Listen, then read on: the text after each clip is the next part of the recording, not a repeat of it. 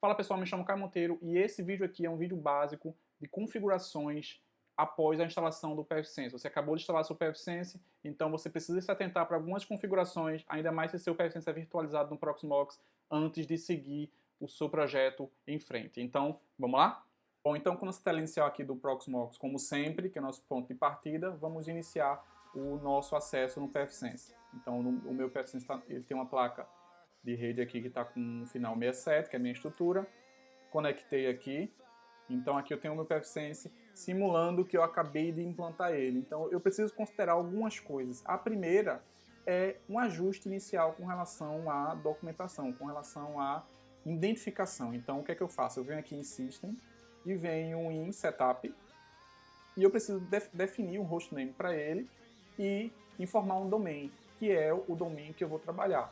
Como aqui no nosso projeto Empresa Livre, que eu vou deixar aqui na descrição, nos cards, aqui a apresentação desse projeto, eu defini o nosso domain local como monteiro.local. Então, definida essa primeira parte aqui, eu vou definir o meu DNS. Então, eu marquei aqui a opção para ele pegar o DNS da própria placa de rede, no caso da WAN. Então, aqui sem problema. Se eu quiser definir outros DNS, eu aplico eles aqui e informo qual placa de rede ele vai ser atribuído aquele DNS, tá? Aqui lembrando, caso eu tenha mais placas de rede com gateways diferentes. Eu tenho aí uma Vivo, uma Oi, enfim, para ter alta disponibilidade. Aqui a minha localização, né, América Recife. Aqui a linguagem da minha interface, eu uso inglês, porque é um padrão, então até para você encontrar a documentação fica mais fácil você usar, mas aí tem outras, tem até português, Brasil, tá? Aqui a quantidade de informações que eu tenho na minha tela, aqui o meu tema, eu uso o tema padrão, existem outros temas, vocês podem ver qual melhor vocês se adequam, que eu acho mais interessante. E aqui eu vou em Save. Então, o primeiro ajuste foi feito. Essa é a parte importante, a questão de identificação. Porque se você tiver uma estrutura maior, essa identificação vai fazer toda a diferença para você saber aonde você está localizado, e não apenas pelo IP do servidor. Então, saindo aqui, eu preciso fazer um outro ajuste, que eu venho aqui em System e venho aqui em Advanced. E a primeira coisa que eu vou fazer nessa aba aqui é alterar o protocolo de acesso do meu PFSense para HTTPS, certo? Então, ao fazer isso, eu preciso definir uma porta. Então, geralmente eu uso a 10443. Outra observação que eu vou fazer é, se eu for ativar o protocolo SSH para acesso ao meu servidor, eu preciso ativar ele aqui, definir algumas coisas, como por exemplo, vai ser password ou vai ser uma key que eu preciso criar. Eu vou colocar aqui password e eu vou marcar aqui uma porta que não seja a padrão. E vou salvar aqui, tá? Tudo para sair daquelas configurações padrões, porque vão lhe ajudar lá na frente a ter mais segurança nas suas informações, nos seus acessos. Então ele está aqui me avisando que ele vai fazer o redirecionamento, 20 segundos, que eu vou fazer aqui acessar novamente, e aí já vou colocar HTTPS.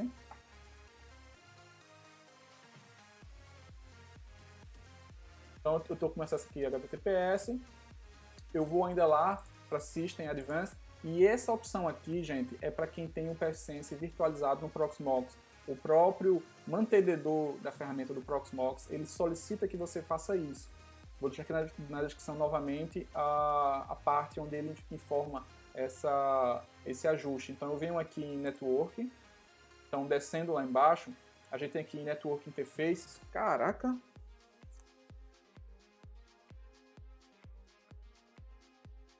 Eu marco essas opções aqui, que é com relação para não dar problema no performance do meu PFSense quando ele está virtualizado no Proxmox. Então, feito isso, eu vou salvar.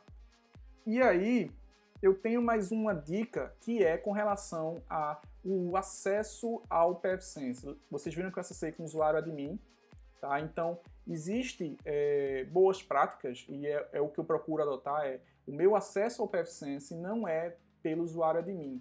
Ainda mais se no meu setor de tecnologia eu tenha várias pessoas que manipulam a minha rede. Então o que eu faço é ter um usuário para cada indivíduo que vá manipular o PFSense, até para eu ter um controle de funções. Então vamos lá em System, a gente vem aqui na última opção, né, User, E aí eu tenho o meu usuário já aqui criado. Se eu quiser criar um usuário novo, como por exemplo, eu tenho mais um colaborador, tenho um estagiário que eu preciso que ele faça algumas funções específicas, então eu crio aqui o usuário, vamos criar aqui o estagiário, e a senha dele é estagiário não faz nada.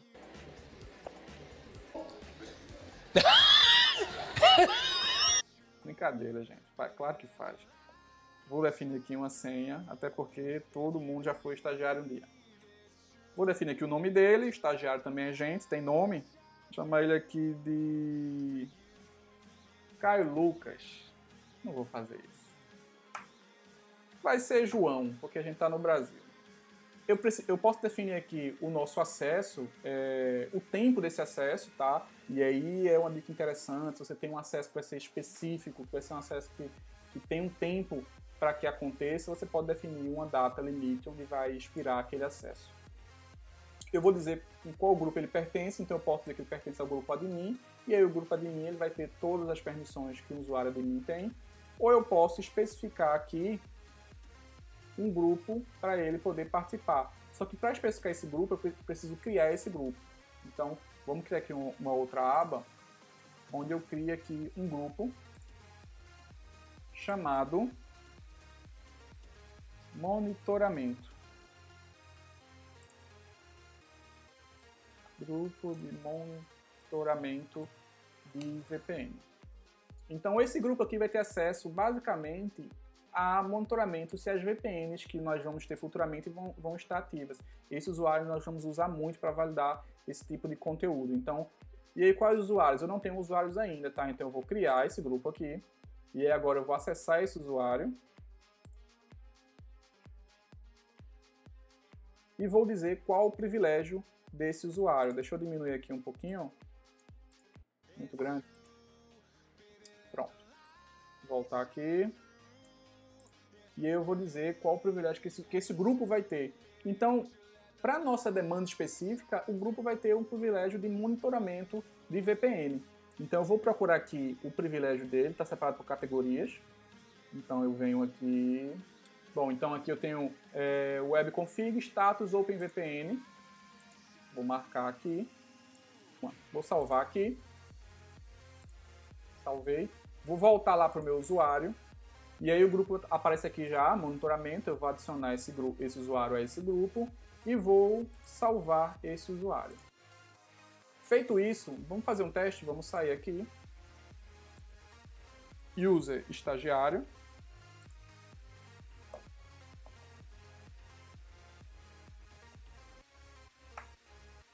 Feito isso, ele vai conectar apenas na aba que eu dei permissão para ele. Então aqui, ó, se ele tentar fazer qualquer coisa aqui, ele não vai conseguir fazer absolutamente nada. O que ele vai fazer é monitorar as VPNs conectadas. É porque eu não estou com o meu usuário aqui, mas vamos fazer o seguinte. Então, conectando aqui, eu fui buscar o celular, claramente eu cortei. Eu vou conectar aqui na VPN que eu tenho já criada para minha estrutura, porque como eu disse, eu tenho alguns projetos e eu preciso acessar de forma externa para não ter que levar minha máquina ao local da apresentação. Então, eu vou conectar aqui, eu vou mostrar aqui, ó, eu tenho uma VPN, certo? Vou conectar aqui, olha aí, VPN conectada, não sei se vai dar para mostrar, pronto. E aí, quando eu atualizar aqui, ele vai mostrar essa VPN conectada. Então, basicamente, esse usuário ele só tem acesso a essa permissão. Então, você pode achar, não, mas é só para ver uma VPN conectada, não tem muito sentido na sua realidade. E vou dar um exemplo aqui bem prático. Eu trabalhei numa empresa que aí a gente tinha por volta de 20 filiais, imagine isso só. Então, nós fizemos um projeto de comunicação dessas filiais para com a matriz de forma mais segura, via VPN. Então, cada filial tinha um equipamento com uma VPN configurada para se comunicar com a matriz de forma isolada. Então, imagina pela manhã, quando a gente chegava, como é que a gente sabia se todas as filiais estavam operacionais, falando no ponto de vista de comunicação com a matriz para ter uso aos sistemas. Então, era basicamente por aqui. Nós tínhamos uma tela do PageSense com a comunicação e nós tínhamos de forma bastante clara, ao logar, quais VPNs estavam conectados e quais não estavam. Então, apenas para ajuste de ambiente, o usuário aqui não era o usuário, o nome da pessoa, então seria o nome da loja, filial tal lugar, filial tal número. E aqui o IP seria o IP real ou não daquele lugar. Então, basicamente, ao bater o olho pela manhã, a gente sabia qual loja estava fora do ar. E aí você pode ter esse ambiente para N situações, até para N pessoas. Digamos que você tem um projeto onde eles estão alocados em outro local, ou até de home office, e você quer saber, alguém quer saber, na verdade, se essas pessoas estão conectadas via VPN, estão trabalhando com aquele projeto. Então, como é que você sabe? Um dos passos que você pode fazer para saber a comunicação deles é via VPN. Então, se você tiver essa tela bastante clara para você, vai lhe ajudar a entregar valor ao seu serviço, a você ter informação muito mais rápido. Então, basicamente, esse usuário serve para isso. E aí, deixa eu voltar aqui para admin. E aí você pode ter isso para N situações. Como o PevSense ele tem permissões, privilégios para várias etapas, você pode ter um usuário com poderes para várias situações. Você pode ter um usuário com poder para fazer determinada coisa e outra não. E aí, vocês perceberam que apareceu aqui no meu PevSense, na tela de admin, essa opção aqui, eu peguei ela por aqui, ó. Você clica aqui no maisinho e eu escolhi a opção de OpenVPN, ele veio para cá. Existem várias outras, só para dar uma dica plus aqui que eu uso, é com relação à temperatura do processador. Deixa eu atualizar aqui. Firewall Logs. Deixa eu ver se tem mais alguma coisa que eu uso aqui. Service Status. Pronto. Basicamente, existem outras coisas que eu uso, mas no mais é isso mesmo. Então eu tenho aqui na primeira tela do PevSense algumas informações de hardware, algumas informações de uso de performance, e eu tenho aqui algumas informações a nível de firewall, lembrando que o nosso firewall é usado para firewall de borda e para router interno, até para DNS interno, tá? E aqui alguns serviços que eu tenho, como fazer uma ação rápida para restartar algum serviço ou não e saber se eles estão operacionais ou não. Para concluir, aqui apenas mais uma dica, mas não estava no script desse vídeo, é com relação a, após todos esses ajustes, você precisa gerar um backup para você ter maior segurança no restore de suas informações de configurações. O próprio PevSense, ele dá aqui em diagnósticos, ele dá aqui uma opção de backup restore, onde você pode gerar um backup de uma área específica, como por exemplo, a área que eu mexi hoje bastante foi na área de configurações de sistema. Então eu venho aqui em System e eu posso gerar um arquivo apenas daquela configuração. Se eu precisar restaurar, eu restauro apenas aquele parâmetro que eu alterei.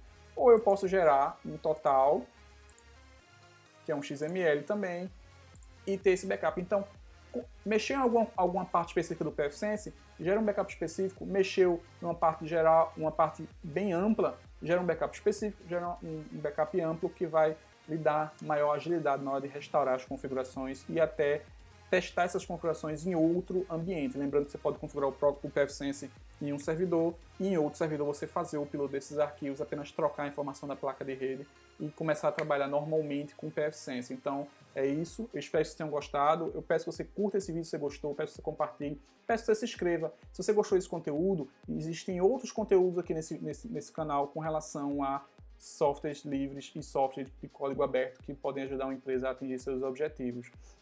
Lembrando que nós temos aqui um vídeo por semana, então a ideia é iniciar um vídeo todo domingo, mas mais pra frente a gente vai ter 2 vídeos por semana. Então é isso, pessoal.